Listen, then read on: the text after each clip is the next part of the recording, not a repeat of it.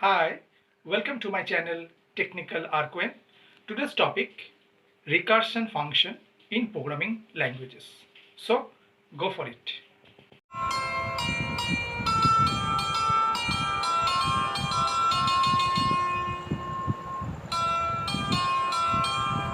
Now today we discuss about recursion in programming languages. Okay? So at first we should know what is recursion. Recursion is a process in which a function or a method calls itself continuously. Okay? A method in Java that calls itself is called recursive method, and a function in C or C++ languages that calls itself is called recursive function.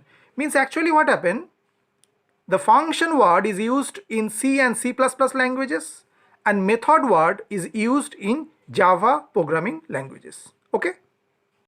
Now we discuss requirements of recursive function or method. Okay. So there are two main requirements of recursive function or methods, and there first one is stop condition. So what is that? The function returns a value when a certain condition is satisfied without a further recursive call. Okay. And number two is recursive call. What does mean? The function calls itself with an input which is a step closer to the stop condition. Okay. So we just go for an syntax. Now this is an syntax for recursive function or method. So what should be there? There should be return type, then method name, and if there any argument should provide there, and after that the brace open and brace close, and within that we write some code which is to be executed, and after that the method name means the method call itself again and again, and until and unless some condition is there which makes the method fails to call. Okay. So now we take an example. Now we take the example using Java language at first. Okay. So there is a class named recursive example, and we given a static method void p. Okay, and we write just system.out.println hello. Within this method we call the method itself. That's why it's a recursive, and after that it close, and after that there is a main function, and from where also the call starts. Okay, and it will going on and on because there is no stop condition. So what happened if we go for the output? So output will be like that, hello, hello, hello, and dot, dot, dot, and after that we get an error. What the error? Java lang stack overflow error. Why? Because when a recursive call is made, new storage locations for variables are allocated on the stack, and in that case the stack is overflow, means it is full. That's why this error is given. So it is our responsibility when we are going to give an example or we provide a program using recursive function, put a stop condition until unless this type of error should be given, stack overflow error. Okay. Now we take the example using Java. Okay. So this is a class, public class recursion factorial, and take a static function, and the argument is int n. Now the condition which makes function goes into stop condition. So what that? If n equals 0, then return 1. Otherwise this will be called again and again, n into fact n minus 1. Okay. So this is the actually recursive part going on, and from this public static void main, within that we are called that function at first. Okay, and it will going on and on until unless this condition is satisfied. Means when fact 0 is present, means n value is 0, then it return 1 and it will be stop this recursion process. Okay, so what will be the output? After that, if you are executing that program, the output should be factorial of 5 is 120. Okay. Now we take an example using C language how the recursion is going on. Okay, so there is a function fact, have the argument int I, and then write if I equals 0, return 1, else return I into fact I minus 1. Okay, and from main we are just write the printf factorial of %d slash n I comma fact 5.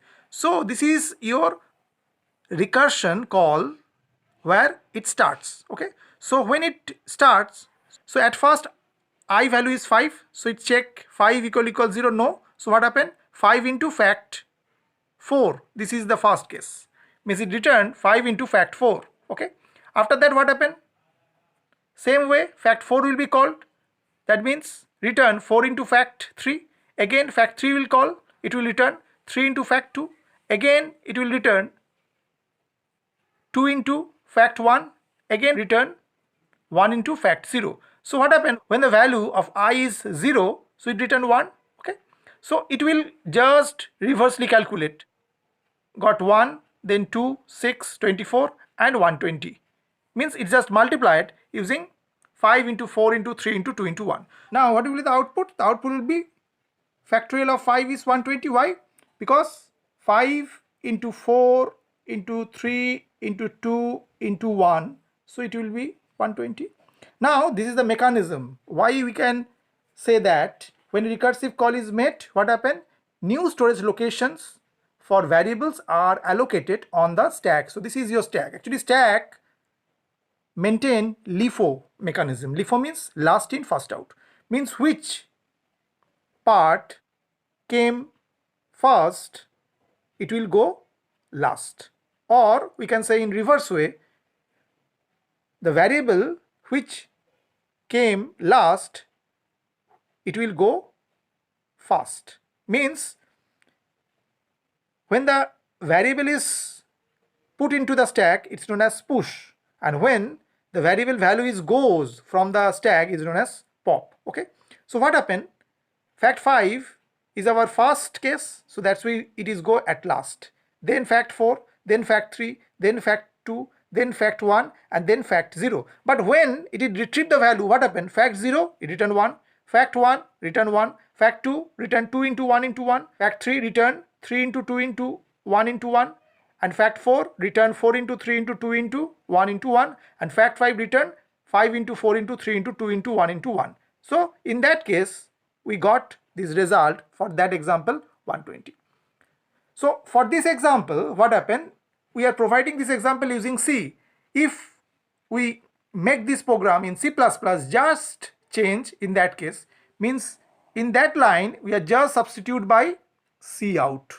What we write? C out, and we are write fact 5.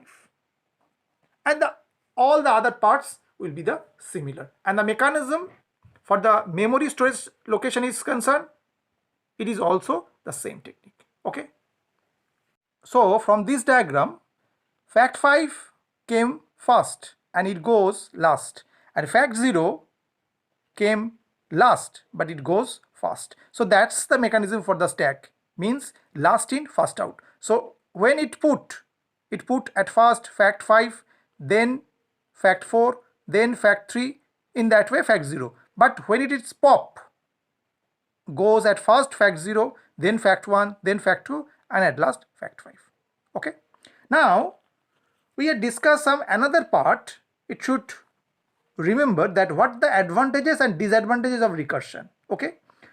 When a recursive call is made, new storage locations for variable are allocated on the stack. So we already discussed that matter. Okay. As each recursive call returns, the old variables and parameters are removed from the stack. Okay. Hence, recursion generally use more memory and is generally slow. On the other hand, recursive solution is much simpler and takes less time to write, debug and maintain. Okay. I hope you have understood this topic.